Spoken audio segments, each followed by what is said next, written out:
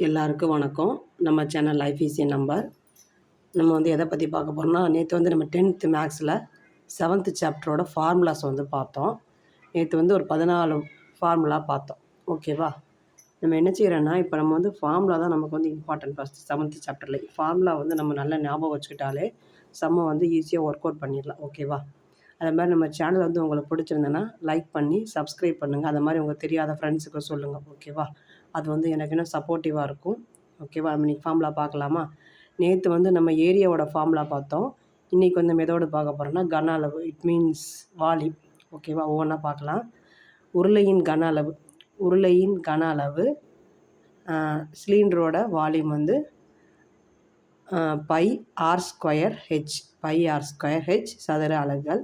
அடுத்து வந்து hollow சிலிண்டரோட volume வந்து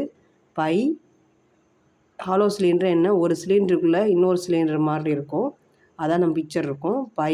capital R square minus small R square to H சதுர அலகுகள். அடுத்து வந்து கூம்னா கோனோட வால்யூம் வந்து 1/3 பை ஆர் ஸ்கொயர் ஹெச் சதுர அலகுகள்.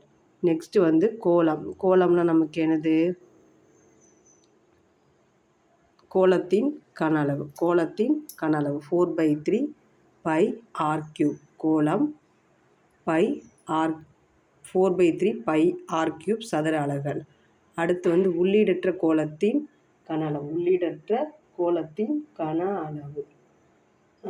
கோலம்னா உள்ளீடற்ற கோலத்தின் கன அளவு. இங்கிலீஷில் சொல்லணும்னா ஸ்பியர்னு சொல்லுவாங்க. ஓகேவா? உள்ளீடற்ற கோலத்தின் கன அளவுன்னு கேட்டால் 4/3 pi capital R cube minus small R cube சதுர அலகுகள். அப்புறம் அரைக்கோளத்தின் கன அளவு